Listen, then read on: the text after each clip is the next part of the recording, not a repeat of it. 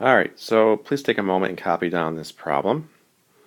So once you've done that, let's take a look at it. We're talking about a maximum value that this Ferris wheel is reaching of 51 meters and a minimum height of 1 meter. Alright, so if you picture this Ferris wheel ride, you're getting on at the minimum height of 1 meter above the ground. Okay, and we're told that as it spins around, okay, it's going to take 40 seconds for this wheel to make a complete rotation. So you need to be able to read this and translate that into the fact that the period would be 40, right? The period is always the length of time required to make a complete cycle. So we're told that it's 40 seconds for the wheel to make a complete rotation. So that's really our period. Alright, so we're given the max value and the min value in the period, and that's it.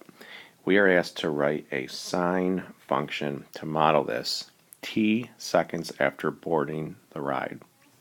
So here is our general template. We're going to have y equals a times the sine of b, and then times x minus c plus d. Okay? Guys, I need you to be quiet, please. So, sorry. We need to find these pieces. So let's start with A. A we know is our amplitude, and remember we said this is always going to be 1/2 the max minus the min. So the max we know is 51. The min we know is 1.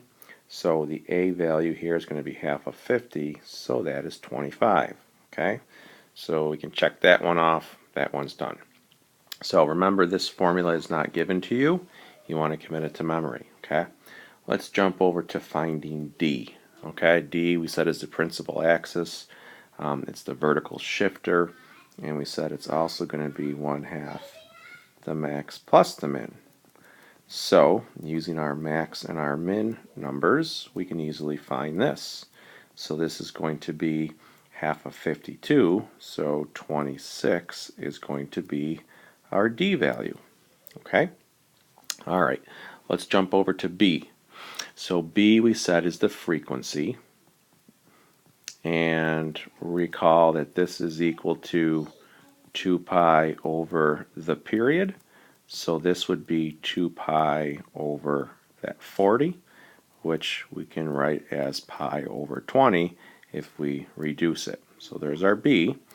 And the last one here, this is the only one we don't have a formula for. Okay, we have a formula for A, for B, and for D. Alright, and again, those formulas are not given to you, so we got to memorize them. But this C here, we know, the only thing we know is that it's our horizontal shifter. So we got to think about what our normal sine curve looks like. We want it to start at 0, go up, and then go down. Okay. Alright, oh, and you know what? It just occurred to me that this x should really be a t. Alright, because we're talking about t seconds. So please write that in. Alright, so to help us get a feel for what our horizontal shifter is, it's helpful to sketch a little graph here of what's really happening in this situation. So we're looking at the height versus time. So we know that we're getting on this Ferris wheel here at a height of 1. So when the time value is 1, we're getting on, and the height, or when the time value is 0, we're getting on at a height of 1. And we know that after 40 seconds, we're back to where we started. Okay. Well, at the halfway point, which is really 20 seconds into the ride, we're going to be at our maximum. And our maximum, we were told, is a height of 51. Okay, so what we really have here, if we were to think about what this cycle would look like, all right, it's something like that, and then we know it's going to repeat itself. Right, it's going to continue to do that. It's periodic. Okay, so keep in mind too that we said the principal axis was 26. Okay. So that is the average of the 1 and the 51, so that's the line. It's going to be right in the middle here. Alright, so there's my principal axis. Okay, and we know that our sine curve is supposed to start right here on our principal axis, right? Just like we mentioned over here. So it's supposed to start here and then go up, down. So what I'm sketching here resembles our sine curve, right? So it looks like it's been shifted over to the right a certain distance. Well, we know at the top here, the maximum, it's 20. Okay, we're starting here at the x value or the time value of 0. So this one in between here, okay, where sine is supposed to start, would have to be 10. Okay, so it's really the period divided by 4. Okay, so it's a quarter of the period. That's where the sine is going to start.